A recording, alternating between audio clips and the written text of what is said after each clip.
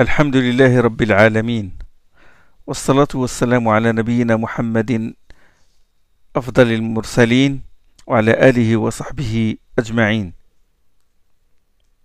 Alors nous nous sommes arrêtés la dernière fois sur la définition du pluriel alamin et nous avons dit que alamun ou alamin est le pluriel de alam, mais alamun désigne les hommes et les djinns, c'est-à-dire les êtres dotés de raison.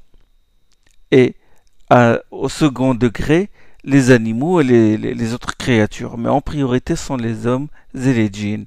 Awalim, ce qui n'est pas le cas pour awalim. Awalim, c'est quand on parle d'animaux ou de végétaux ou d'êtres qui ne sont pas dotés de raison. On utilise le pluriel awalim. C'est comme le reine en français. Parmi les preuves dans le Coran que alamoun désigne surtout les assujettis aux lois, la sourate dans la sourate al-Furqan où Allah subhanahu wa ta'ala dit Tabarak alladhi nazzala al-Furqan ala abdihi liyakuna lil alamina nadhira. Béni soit celui qui a fait descendre graduellement le Furqan c'est le Coran, le Furqan, le livre du discernement, sur son serviteur Mohammed, pour qu'ils avertissent l'alamin, pour qu'ils avertissent les mondes. Mais les mondes ici, ce sont les hommes et les djinns. Et il a dit dans un autre verset وَمَا أَرْسَلْنَاكَ إِلَّا رَحْمَةً لِلْعَالَمِينَ. Nous t'avons envoyé que comme miséricorde pour alamin. Donc alamin ici désigne les hommes et les djinns, puis les autres êtres, les animaux et les autres êtres. Dans un autre verset, Allah subhanahu wa ta'ala, il dit أَوَلَمْ نَنْهَكَ عَنِ الْعَالَمِينَ. Ils dirent, le peuple de Lot, qu'est-ce qu'ils ont dit à leur prophète Lot? Ils ont dit أَوَلَمْ نَنْهَكَ عَنِ الْعَالَمِينَ. Ne t'avons-nous pas défendu de recevoir des alamin, chez toi? Là, ils désignent par alamin les hommes, des étrangers. C'est-à-dire, nous ne t'avons pas défendu de recevoir des étrangers chez toi. Par étrangers, ils ont dit alamin. Donc l'emploi du pluriel alamin dans la sourate al-Fatiha est pertinent, puisque cette sourate parle du début à sa fin, elle parle des assujettis et de l'assujettissement aux lois. C'est toi que nous adorons, c'est à toi que nous demandons aide. إياك نعبد وإياك نستعيد اهدنا الصراط المستقيم. Guide-nous sur le chemin de rectitude. Et qui sont ces alamin? Ils sont les croyants, à savoir صراط الذين أنعمت عليهم. Donc ça fait partie des alamin. أنعمت, ce sont les croyants. Ils sont soit des croyants, soit des mécréants. Parmi les mécréants, il y a les réprouvés, ceux qui encourent la colère d'Allah, les al-Maghdoub alayhim, et les égarés d'Allin. Donc toutes les sortes d'assujettis, sont inclus dans ce verset-là. Et donc il est pertinent d'employer le pluriel alamin. Alhamdulillahi Rabbil Alamin. Ar-Rahman Ar-Rahim. Rahman est construit sur le shem fa'lan. Vous savez qu'en langue arabe, le vocabulaire arabe, il est toujours dérivé, les noms sont toujours dérivés des racines. Ce sont des racines en général formées par des consonnes. Donc le langage arabe, le vocabulaire arabe se base sur les racines. Les mots ont des racines. Et donc la racine de Rahman, c'est Rahima, Rahman. Et il est construit sur le shem fa'lan. Fa'lan, c'est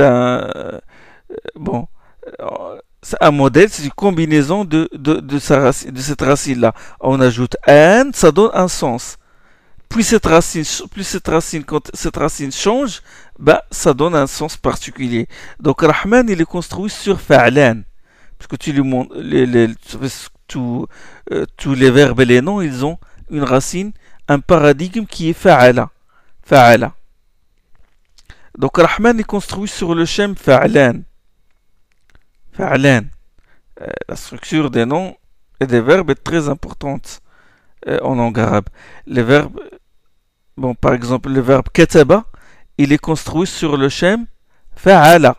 Kataba, sur le shem fa'ala. Kitabun, il est construit sur le shem fi'alun. Le verbe istansara, demander secours, est construit sur le shem istaf'ala. C'est ce qu'on appelle awzan, wazn. Le verbe intasara, triompher, il est construit sur le shem infa'ala. Donc, il y a toujours cette notion, cette question de racine. Donc, fa'lan. J'ai le wazn de base, fa'ala. Si j'ajoute, par exemple, si j'ajoute le waw et le t et le ta sur fa'ala, ça devient fa'alout. Bon, fa'ala, à la fin, je mets le waw et le ta. Ça devient fa'alout. Et fa'alout, c'est quoi? Fa'alout est une forme intensive du nom qui lui correspond. Par exemple, le mulk, la royauté, le royaume. Malakout, c'est un intensif, le grand royaume. Malakout. وكذلك نري إبراهيم ملكوت السماوات والأرض. De même, avons-nous fait à Ibrahim, fait voir à Ibrahim le malakout des cieux et de la terre. Le grand malakout, comme a dit Allah subhanahu wa ta'ala dans Surat Al-An'am. Malakout, Jabarut, on dit Rahamout. Rahamout, c'est la grande miséricorde. Rahma, et puis on ajoute le waw et le t. De même, Rahba, Rahabout, la grande crainte. Tarout. Tarout, c'est les construits sur Fa'alout, c'est le grand Taurian. C'est le dépassement des limites de l'hostilité et la transgression extrême. Rahman vient de la Rahma, comme j'ai dit, la racine, et Rahima. Rahman est construit sur le shem Fa'lan, et Fa'lan a une valeur intensive. Fa'lan, il implique l'arrivée de la chose qui correspond au nom, le renouvellement, tajdid, de cette chose, et le fait d'être rempli de cette chose. Et aussi le fait de se qualifier de cette chose au maximum. Comme par exemple Radban. Radban, c'est colère. C'est en colère. Radban, c'est quelqu'un en colère. Alors Radban, c'est la survenue de la colère et le fait de s'emplir de colère. On dit Radib. Radib, c'est quelqu'un qui est en colère, mais c'est dans un degré moins que celui de Radban. Radban, c'est quelqu'un qui est très en colère. Très en colère. Radban, parce qu'il y a l'intensif. On a ajouté le alif et le noun. Un intensif, une grande colère.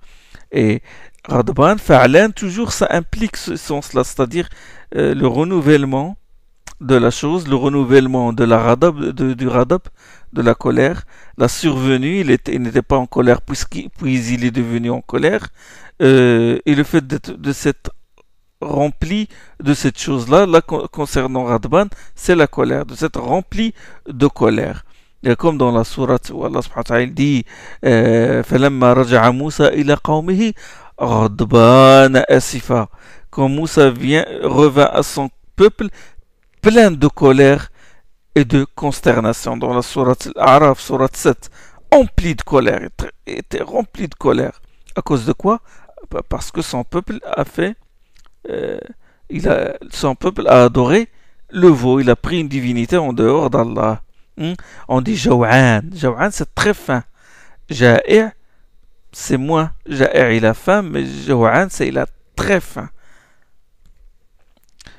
Ça, c'est pour vous expliquer que la structure, le shem, ça influe sur le sens.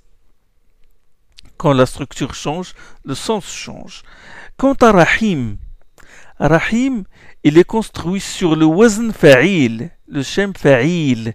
Quand il fa'il, il exprime la stabilité et la stabilité de la chose, la stabilité de la qualité. Subut, on dit tawil, quelqu'un qui est de grande taille, c'est-à-dire il est de grande taille, ça ne change pas, toujours de grande taille. Rahim, c'est une forme intensive de Rahim. Donc Rahim, c'est la stabilité. On dit Khatib, qui est construit sur le shem Fa'il, ça désigne aussi, ça implique aussi la stabilité. Khatib, c'est prêcheur. On ne qualifie pas de Khatib quelqu'un qui a fait un seul discours. Mais Khatib, c'est quelqu'un qui d'habitude fait des discours. De même, Faqih. Faqih, ça désigne la stabilité. Ça veut dire quelqu'un qui est vraiment un vrai jurisconsulte ou quelqu'un qui a de profondes connaissances religieuses. On ne qualifie pas de Faqih quelqu'un qui n'a connu que 2-3 questions juridiques ou qui n'a connu que quelques questions de religion. Non, Faqih, c'est stabilité. Toujours, il y a toujours le fiqh. Euh, la même chose concernant Alim aussi. Donc, si Allah n'avait cité que le nom Rahman, ben certains Arabes auraient imaginé que cette qualité est passagère, comme la faim pour Jaw'an ou comme la colère pour Radban. C'est-à-dire, s'ils vont revenir au sens originel, à la structure de base, Fa'lan, Rahman, ça veut dire que sa miséricorde se renouvelle, mais ils vont dire, bon, cette qualité est passagère. Comme Radban, il était en colère et puis il n'est plus devenu en colère. Et, et si Allah n'avait mentionné que le nom Rahim, ben certains risqueraient de penser que cette qualité pourrait ne pas se manifester par moment. Comme quand on dit de quelqu'un qui est Karim, généreux, cela ne veut pas dire qu'il fait sans cesse preuve de générosité. C'est juste une qualité qui prédomine chez lui. Bien sûr qu'on ne saurait faire de comparaison entre la créature et le créateur, et que bien sûr Rahim et Rahman signifient tous les deux l'éternité de la miséricorde d'Allah, ça c'est sûr, et que l'implication de ces noms-là ne cesse jamais. Mais Allah subhanahu wa ta'ala les a joints tous les deux dans cette sourate, et dans d'autres sourates d'ailleurs, pour nous montrer à nous les serviteurs qui sommes faibles que sa miséricorde ne s'interrompt jamais et que ses effets se renouvellent et sont manifestes. Et sont manifestes. Certains savants ont dit que Rahman signifie que la miséricorde d'Allah est large. Mais même dans la structure, ça donne cette idée-là de la largesse. C'est-à-dire, ils disent Rahman, ça veut dire que sa miséricorde embrasse toutes les créatures. C'est pour cette raison d'ailleurs que quand Allah parle de son établissement sur le trône, il emploie toujours le nom Rahman. Ar-Rahmanu ala al-arsh istawa dans Surat Taha. Le Rahman s'est établi sur le trône. Ar-Rahmanu fas'al bihi khabira. dans Surat Al-Furqan, الذي خلق السماوات والأرض في 6 أيام ثم استوى على العرش الرحمن فاسأل به خبيرا. Il a créé les cieux et la terre en 6 jours, il s'est établi sur le trône qui Ar-Rahman. Donc ils emploient Ar-Rahman toujours. Le Coran c'est toujours, quand il parle de l'istiwa sur le trône, il emploie le nom Ar-Rahman parce que la qualité, l'attribut Ar-Rahman, c'est il embrasse toute chose de sa miséricorde.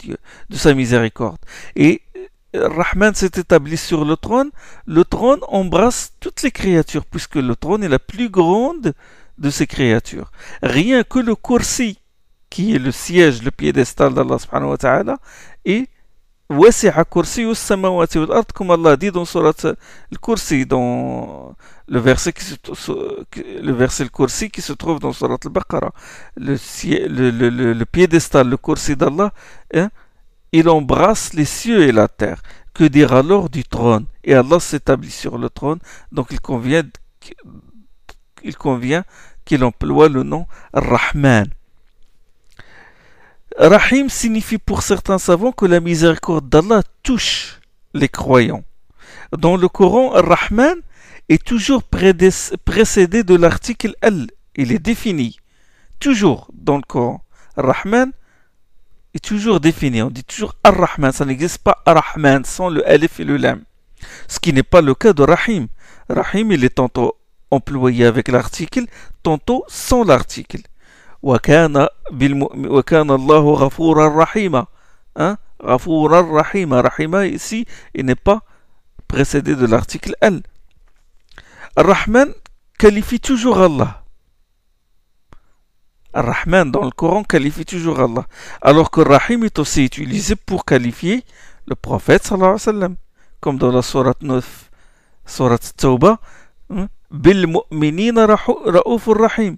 envers les croyants, il est compatissant et miséricordieux.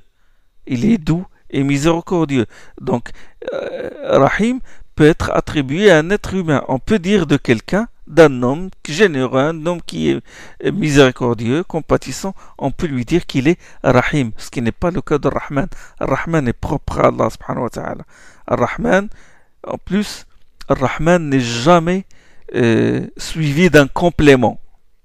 On ne dit pas Rahman envers quelqu'un ou envers quelque chose, envers le monde. On ne dit pas, mais on dit Rahim envers wa kana bil mu'minina rahima.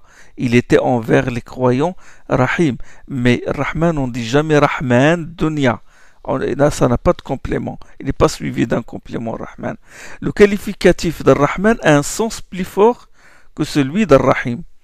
Il est même employé dans le Coran comme un substitut du nom d'Allah. Qul id'u Allah aw id'u Rahman. Dit invoquer Allah ou bien invoquer le Rahman dans Surat 17, Surat Isra. Donc c'est presque la même chose. C'est pour ces raisons, Wallahu a'lam, qu'Allah cite Ar-Rahman avant Ar-Rahim. Ar-Rahman Ar-Rahim. Il a cité Ar-Rahman avant Ar-Rahim. J'ai dit précédemment que le Rabb signifie le maître, le propriétaire, l'éducateur, le gérant. Cela signifie que c'est, bien sûr, Rabb, puisqu'il est éducateur, puisqu'il est propriétaire. Cela signifie que c'est en vertu de sa miséricorde qu'il nous a créés, nous a élevés, a mis à notre service ce qu'il y a sur la terre, ce qu'il y a dans le ciel, nous a éduqués, nous a guidés. C'est là une indication que tout homme chargé d'un pouvoir, tout éducateur doit être miséricordieux envers les gens qui sont sous sa charge, sous son autorité. Ça, c'est un signe. Quand on dit Rabb, Allah subhanahu wa ta'ala est éducateur, et il est Rahman, Rahim, donc ça, c'est un signe que nous devons, que quand on élève nos enfants, l'éducateur, le professeur, l'instituteur ou le gouverneur doit être miséricordieux envers ses sujets. Rahman et Rahim, Maliki Yawmiddin.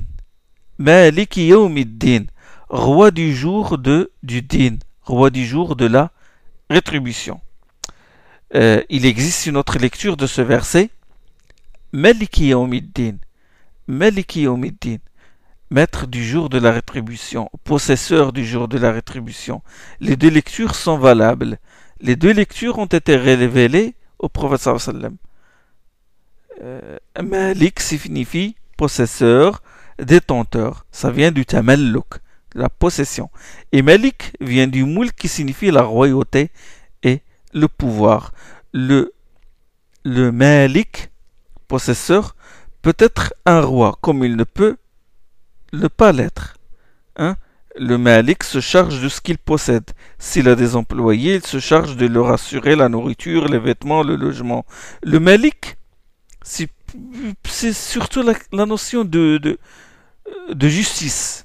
Le Malik, le roi, veille à gouverner de manière juste.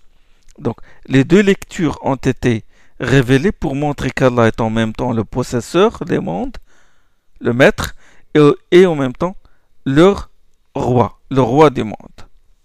Maliki Yawmiddin. Pourquoi Allah subhanahu wa ta'ala n'a pas mentionné le monde d'ici-bas? Pourquoi il n'a pas dit Maliki Dunya wa Yawmiddin? Pourquoi il n'a pas mentionné la dunya, le monde d'ici-bas?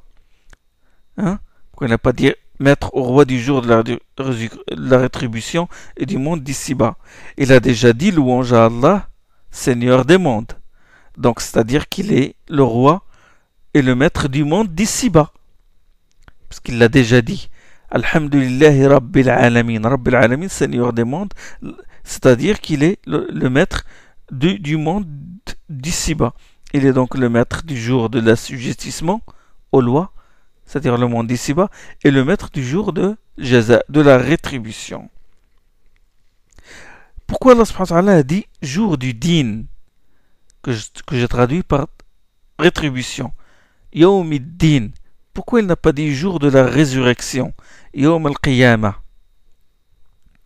Ad-din, dans le sens et la rétribution, il englobe tout. Il englobe la résurrection de son début à sa fin.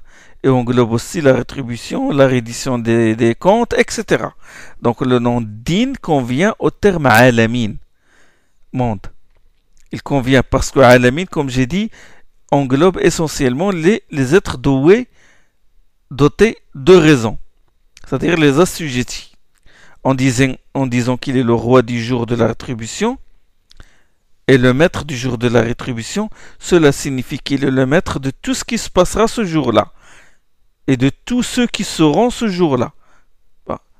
Et contemplez avec moi la belle correspondance entre la louange, al-hamd, et tous les attributs d'Allah cités dans cette sourate. Il y a une belle correspondance. Donc, Alhamdulillah Rabbil Alamin, il est loué pour son essence et ses attributs. D'accord? Le nom d'Allah, le nom Allah implique tous ces autres noms et attributs. Alhamdulillah Rabbil Alamin, Seigneur des mondes, il est loué, il est louangé pour sa rouboubiya, pour sa seigneurialité. Eh bien, il y a des rabbs dans le sens est maître, éducateur, il y a des rabbs dont l'autorité n'est pas louable, n'est-ce pas? Allah subhanahu wa ta'ala, non. Allah subhanahu wa ta'ala, il est loué pour sa seigneurialité, pour sa rububiyya. Le tout miséricordieux, le très miséricordieux, Ar-Rahman Ar-Rahim, il est loué pour sa miséricorde. Il est loué pour sa miséricorde. Il existe des gens qui sont miséricordieux, certes, mais il existe des gens qui sont miséricordieux, mais leur miséricorde n'est pas louable. Quand quelqu'un de miséricordieux, quand quelqu'un de compatissant, miséricordieux, place sa miséricorde dans un endroit qui ne lui convient pas, fait miséricorde dans une situation où il ne convient pas de le faire, il n'est pas louable pour sa miséricorde. Alors qu'Allah, il est loué pour sa miséricorde. Il est loué pour sa royauté, sa maîtrise du jour de la rétribution. Maliki Yawmiddin. La louange d'Allah est là, embrassée tous les temps, en toute éternité. Du verset louange à Allah, on comprend qu'Allah est loué avant que la création existe.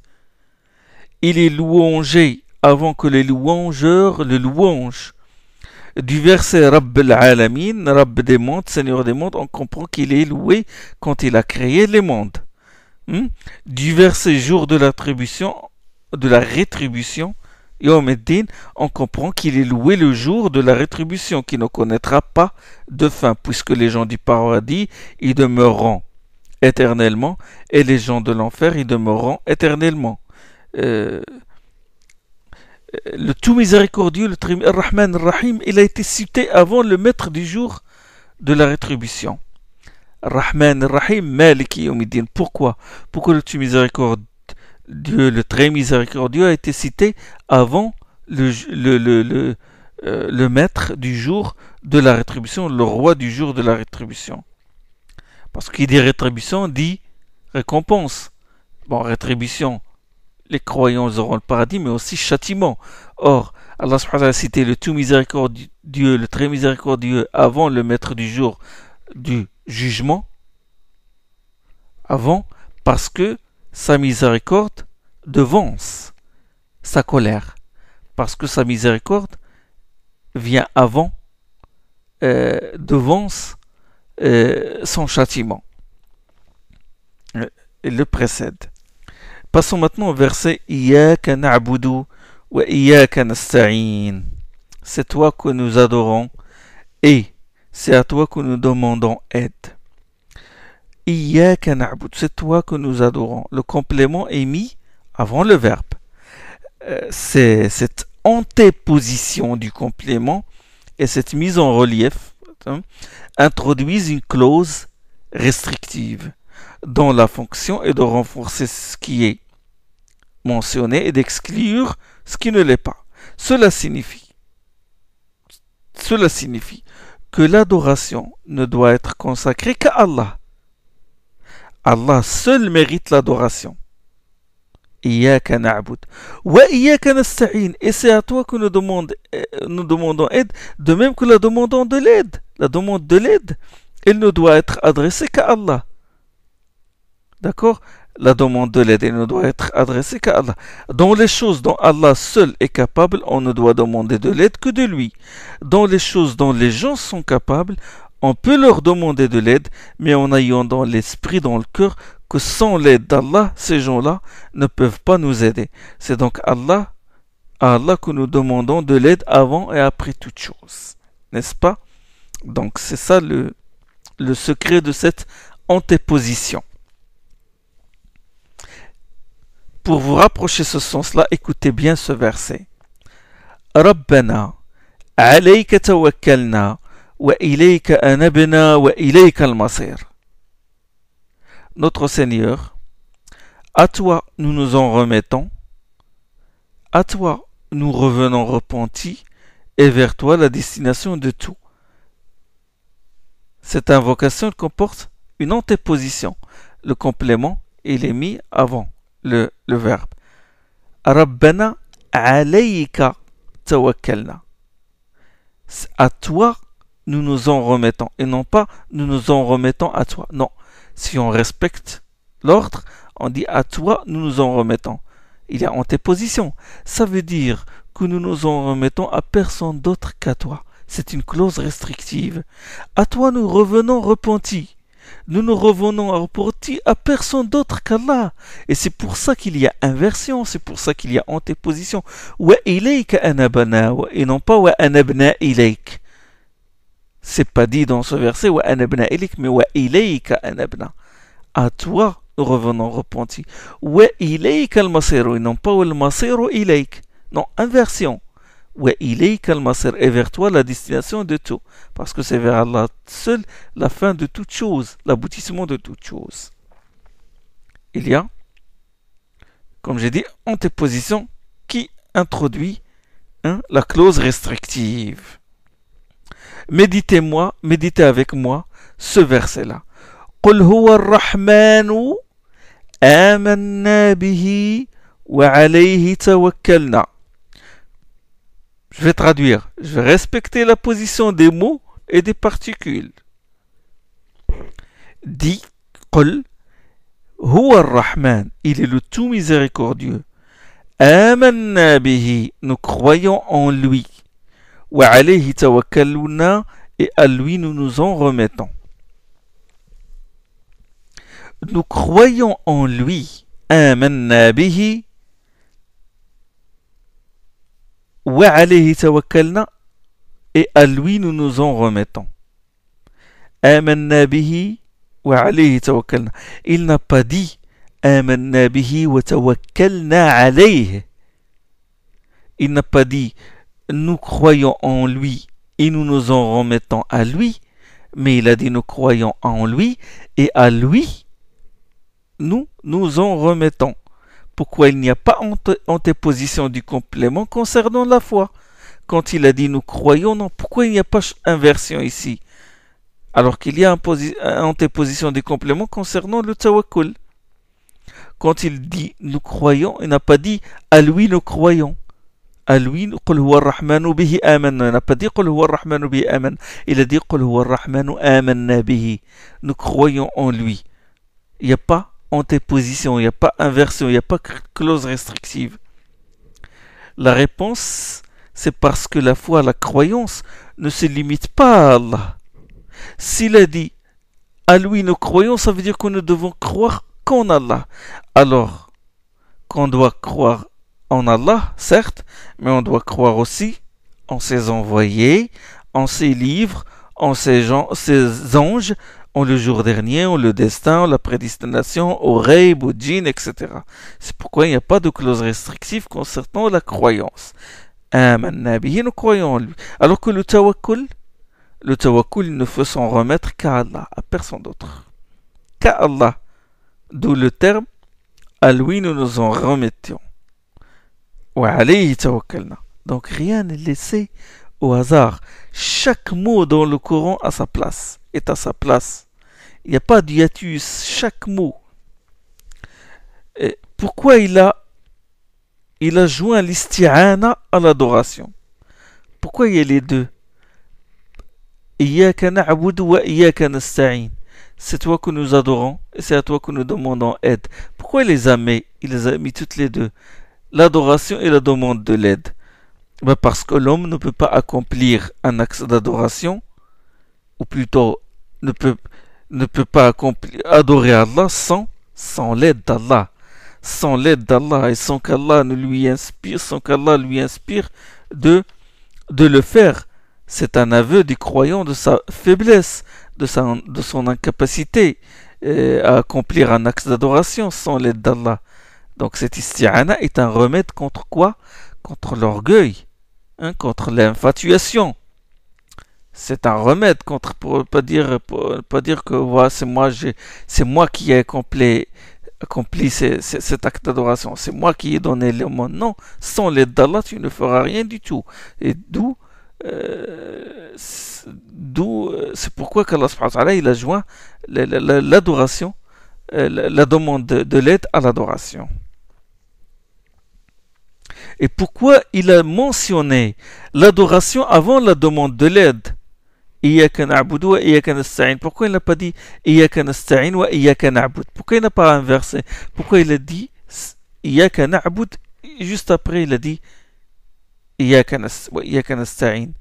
Ben, l'adoration, c'est la raison pour laquelle Allah a créé les hommes et les djinns. C'est là le but de la création, c'est ça, c'est l'adoration. وَمَا خَلَقْتُ الْجِنَّ وَالْإِنسَ إِلَّا لِيَعْبُدُونَ.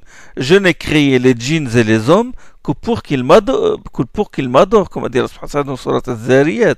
Donc l'isti'ana est un moyen d'accomplir l'adoration. Il convient donc de mettre l'adoration avant la demande de l'aide, puisque l'objectif c'est l'adoration. Et l'isti'ana est un moyen.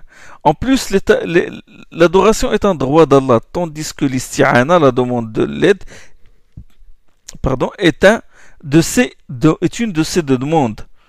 L'adoration est un droit d'Allah, c'est son droit. C'est le droit qu'il a sur nous, c'est de l'adorer. Tandis que l'isti'ana, la demande de l'aide, est une des demandes, de ces demandes. Et or, le droit passe avant la demande. C'est toi que nous adorons et c'est à toi que nous demandons aide. Nous adorons, nous demandons aide. À la première, c'est à la première personne du pluriel. D'accord? Et en plus, il est dit que c'est toi. On s'adresse à Allah subhanahu wa ta'ala directement. C'est à la deuxième personne du singulier. C'est toi que nous adorons. C'est à toi que nous demandons aide. C'est à toi que nous demandons aide. Pourquoi il n'a pas dit c'est toi que j'adore et c'est à toi que je demande aide? Pourquoi l'emploi de la première personne du pluriel, nous? C'est toi que nous adorons, et c'est à toi que nous demandons aide. Pourquoi il n'a pas employé le singulier? C'est toi que j'adore et c'est à toi que je demande aide. Ben parce que l'emploi de la première personne du pluriel, nous, ça indique quoi? Ça indique l'importance de la jama'a, ça indique l'importance du groupe, et que cette sourate doit être récitée dans la prière commune par tous les fidèles. Cela indique aussi que les croyants sont des frères. Si je dis c'est toi que j'adore, je ne pense pas aux autres. N'est-ce pas? Je ne pense pas à l'adoration des autres. Mais si je dis c'est toi que nous adorons, je joins mes frères croyants, je les joins à moi. N'est-ce pas? Remarquez une chose, la sourate commence par louange à Allah, le Rabb des mondes, le Seigneur des mondes, le tout miséricordieux, le très miséricordieux, roi du jour de la rétribution. Les versets parlent à la troisième personne du singulier. Puis tout d'un coup, on passe à la deuxième personne du singulier. Alhamdulillah Rabbil Alamin, louange à Allah, le Seigneur des mondes, tout miséricordieux, très miséricordieux, le roi du jour de la rétribution. C'est toi que nous adorons. Directement, il y a un changement de personne, ça devient c'est toi que nous... On passe de la première personne, de la troisième personne du singulier à la première personne, à la deuxième personne du singulier. C'est changement. Tout d'un coup, cette figure de rhétorique s'appelle al-iltifat. Là, on passe iltifat, changement, détournement. Cet iltifat, il vise à quoi? Il vise dans cette sourate à susciter l'intérêt du lecteur ou de l'auditeur. Il attire son attention. Il attire son attention. Si on garde la même personne, louange à Allah, Seigneur des mondes, roi du jour de la rétribution, etc.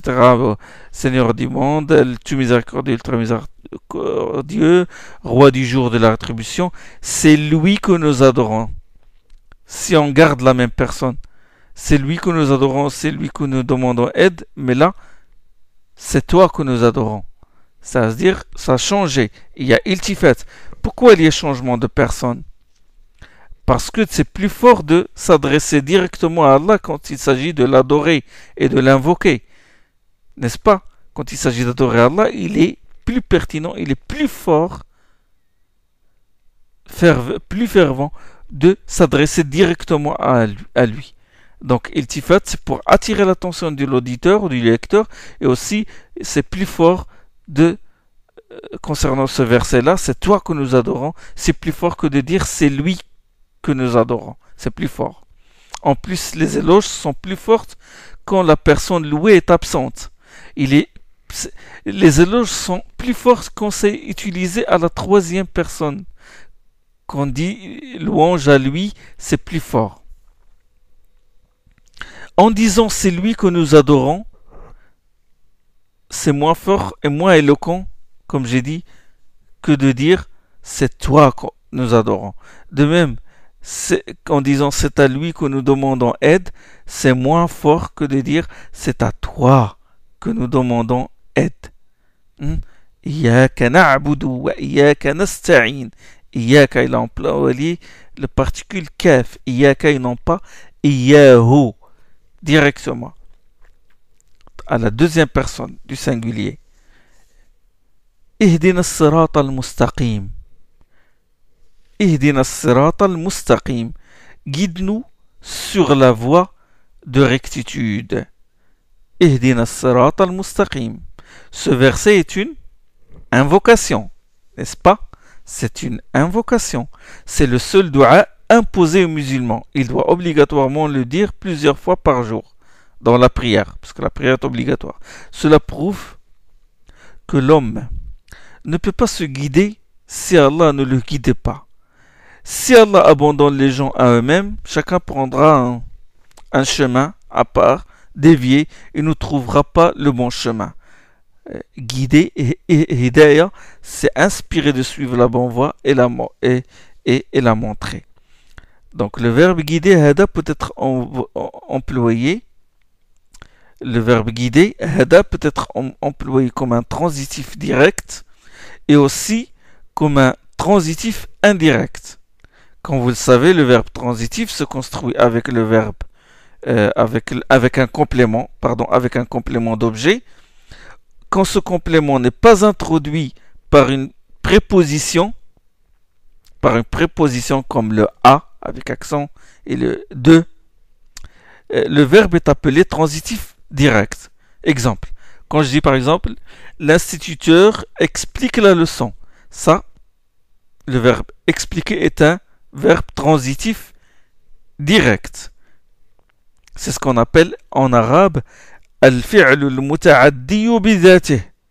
Et quand le complément est introduit par une préposition, le verbe est appelé transitif indirect. Exemple. Quand je dis je vais au marché. Je vais au marché. Le verbe aller est un transitif indirect. Parce qu'il y a la préposition au, AU. On l'appelle en arabe al-muta'addi biharfin. Al-muta'addi biharfin. Bon, Inch'Allah, la prochaine fois, je parlerai de la différence entre l'emploi du verbe guider, hada, en tant que transitif direct et son emploi en tant que transitif indirect, où la préposition est ila. Inch'Allah, je vais expliquer ça, Inch'Allah. سبحانك اللهم بحمدك أشهد أن لا إله إلا أنت أستغفرك وأتوب إليك.